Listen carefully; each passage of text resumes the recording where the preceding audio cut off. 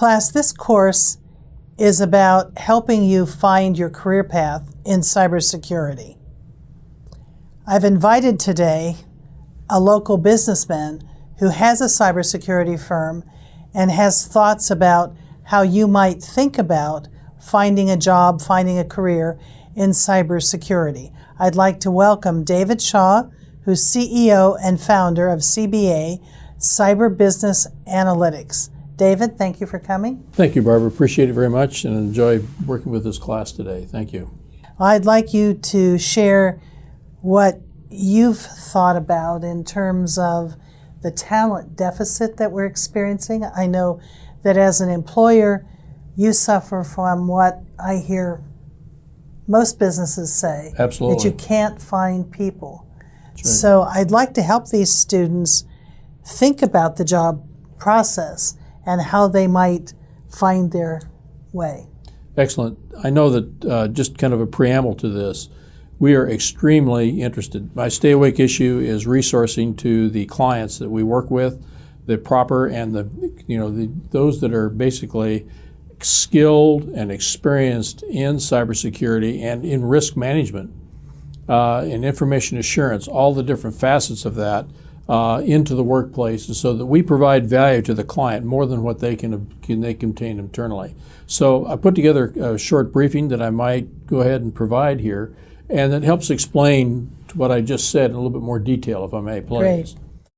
Thank you very much for the opportunity to go ahead and meet with you today. Our focus today is going to be on the career paths that you might want to take and within the career, within the cybersecurity environment. And I think it's most important, as a businessman, I am very, very concerned. My stay awake issue is that of career resources and qualified resources, as far as that goes, within the cybersecurity environment. This is a very critical area, and to find those, not just technology, but those that are actually experienced in working with and talking with individuals who are at the decision level concerning their cybersecurity needs, and just try to help them understand what they have got to do in order to be able to build business resilience within their organization.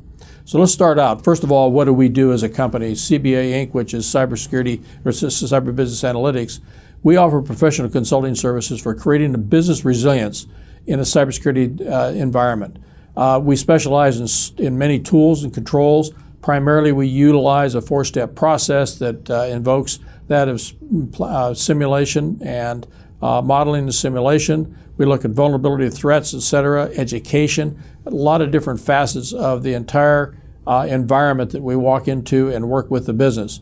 You see down in the bottom there, we're also part of the U.S. Secret Service Electronic Crimes Task Force, and we have our overseas group, TAG 7, which is the exercise group, which consists of some very high-powered individuals over there. So we are actually very global in our perspective and our awareness and our activities.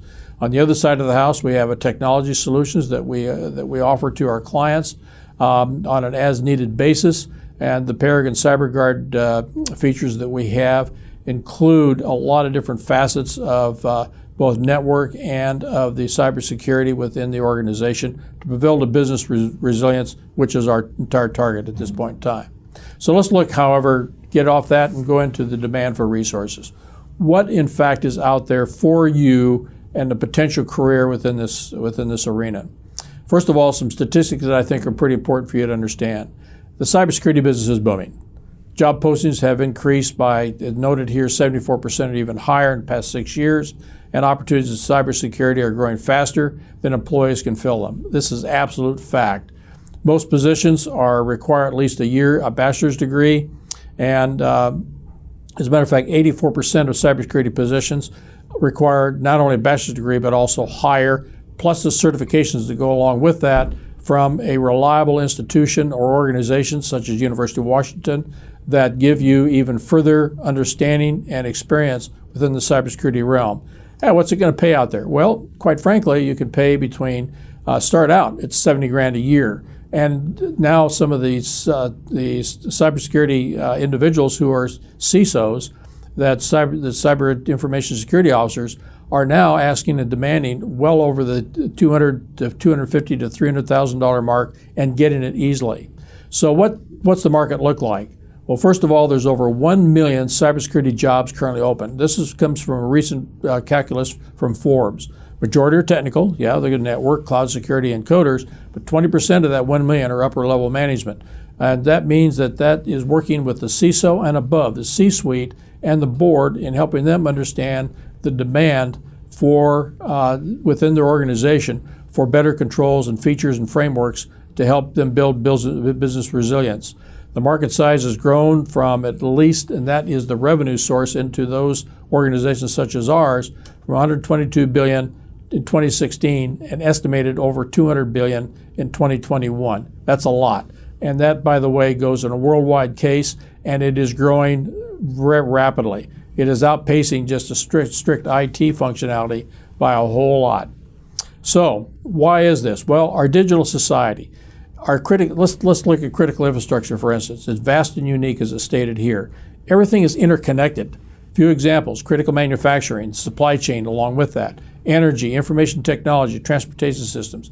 They're all intertwined, and you can define each one of them not only separately, but they all have dependency upon one another. Then you go further than that. We are connected now, for the most part, in the cloud. Things, not only IoT, the information of the Internet of Things, but other areas are being forced into what is considered to be the cloud, which is, basically, distributed computing. But there's why the cloud? Well, it provides an on-demand access to a shared pool of configured computing resources, and it can be rapidly provisioned, experienced, and accessed and managed with minimum effort. You hear this from Azure, from AWS, and from others who promote the large cloud services that are there. But within the cloud, however, not only you have the PII, you have all the applications, you have big data, but also you have malware and the threat actors. It is really an open society for the threat actors, an infinite amount of opportunity to go ahead and access very valuable data, PII and the rest. So what happens? The big elephant in the room, as we know it today, is supply chain management. This is a huge volume going through the cloud, again, because it's scalable, accessible, cost efficient, and it's flexible. But it also brings on a new line of vulnerability. So how do we do that? We're still learning that right now, and we need career professionals to go in and help us understand how best to do that, and the businesses themselves. So the bottom line is, no matter how solid the walls of defense are, the probability is one, and this comes from Dr. Barbara Endicott-Poposky, which she proffers this, and I give her credit for this, that the probability one, that you're going to have a breach. So no matter how solid the walls are, you're going to have a breach. So the assumption of breach is a core value that we bring to all the businesses today as they try to protect their high values. So what is the risk considerations? We have put together here at CBA kind of a cascade of opportunity here for you to look at some of the risk elements. I won't go over them into detail right now, but as you can see, it involves the threat actors, the targets, the impact of those of the incursion, the methods, the resources that they utilize. That basically becomes almost a forensics activity that we take following a breach. But not only following a breach, we look at before the breach, because you can see on the other side the vulnerabilities in that are carefully assessed in a business, and we try to predict that through gaming and through other modeling simulation, so that we predict what may happen to that company, and we can put controls in place to help solve some of the problems that may come up to that corporation. So critical infrastructure is at risk. Well, you can see right here, you have your power grids, you have your transportation, you have your health, and so on, and it's global right now, up to either denial of service. As you can see in the top right-hand corner, there's a little country called Estonia, which sits on the shoulder of Russia. They have, they're probably the most wired country there is in the world today. In 2007, they were hit with a massive botnet breach, denial of service, and today now they have utilized that experience to go ahead and put controls in place that help reduce the risk, but they realize not entirely. At the same time, they're building a very cognizant and a very kind of a countrywide understanding of how, in fact, to look at risk in terms of how to prevent it and how to work it through to try to put controls in place to make it worth their to protect their critical infrastructure. Well, some of the resources that we utilize that I think from the government side, we look at NIST. You can see right down here that there is the NIST 800 series. There's a framework for critical infrastructure. There's the 800-161, which is relatively new, the supply chain risk management practices.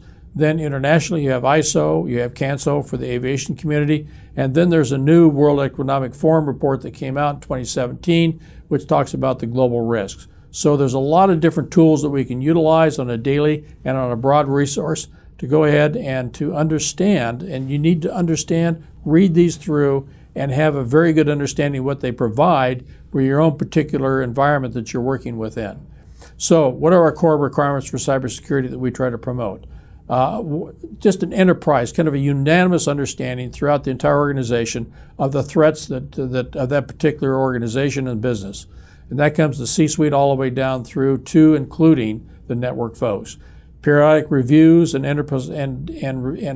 trying to understand what the risk posture is in the organization. And another thing, try to integrate and update policies and procedures to meet the current threats. That means you have to game these threats, understand, continually red team these threats. And then cutting edge tools and tradecraft, bring them on board. At the same time, evaluate the tools that you currently have, do away with those that are not doing you any good, and that may in fact counter feature the new tools that you're bringing in, the controls. Engaged with industry ISACs, information system and information sharing and analysis centers, but they're not that effective today. We're trying to bring them up to more effectivity, but at the same time, businesses are not sharing as much because of the competitive nature and the data that may be internal to that. We're in partnership, as we mentioned, with the U.S. Secret Service, ECTF, and other law enforcement agencies to include the FBI. Bring them into the system here, because they provide a lot of forensic services for us from external to any breach that may occur. Trained personnel and practitioners are very, very key. Retention of those individuals has been a very difficult problem throughout the entire course of cybersecurity in the past few years, simply because of the increase and the demand for these resources, and then they're willing to pay more over here versus over there. And the continuous training and exercises, we very, very strongly put those into being. So how do you achieve preparedness and resiliency? Then it's a culture, it's a journey, not a destination. Moving forward. Okay, this is the big problem right now.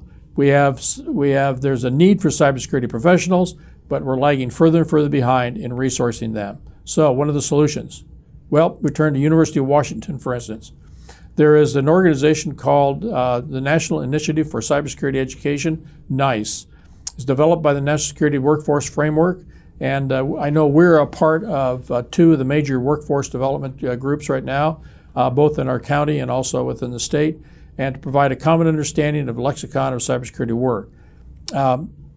As you can read here, this helps ensure the country is able to, and the organizations locally, to educate, recruit, train, and develop, and retain high-quality workforce, particularly in the cybersecurity realm. So here's the framework.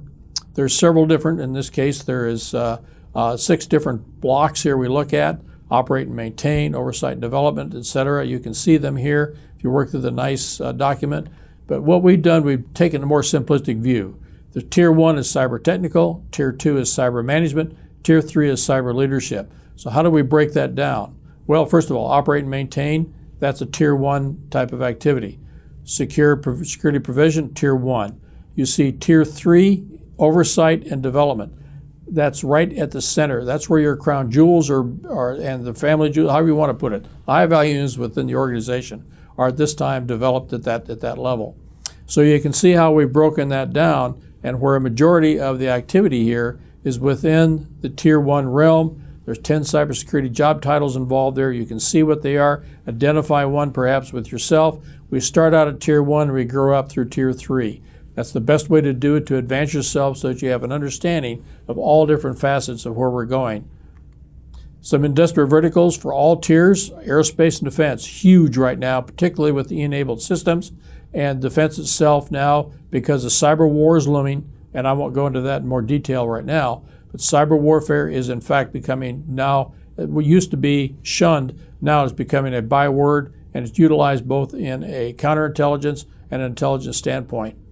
Government, public utilities, financial services, and goes down to healthcare, retail, and manufacturing. So it's a way forward. As industry races forward motivation, cybersecurity professionals lag further behind, all tiers, all three tiers. We need to shift our cybersecurity training and focus from the technical to the broader focus of our national integrated systems. And that's a new career direction that is being taken place now. I know that University of Washington, through their various programs, their Masters in Cyber Leadership and other programs, are taking that direction. And through the Center of Information Assurance and Cybersecurity, I know that that is basically a very strong push now. So we need a robust understanding of defense resilience, and then to develop a keen awareness of how to combat the asymmetric cyber threat. So the bottom line, here we are. We're all at cyber risk. Therefore, we need to ensure that resources and processes are dynamically cooperative, and that includes you and everyone else, and also the cyber and the businesses themselves that develop a resilient defense. And doing so, we need to seize the initiative to become ahead of the threat actors and move forward and protect our critical infrastructure as we move forward. You are a key to that risk resilience in various different industries and also the career paths that you've chosen. Thank you very much. It's enjoyable working with you.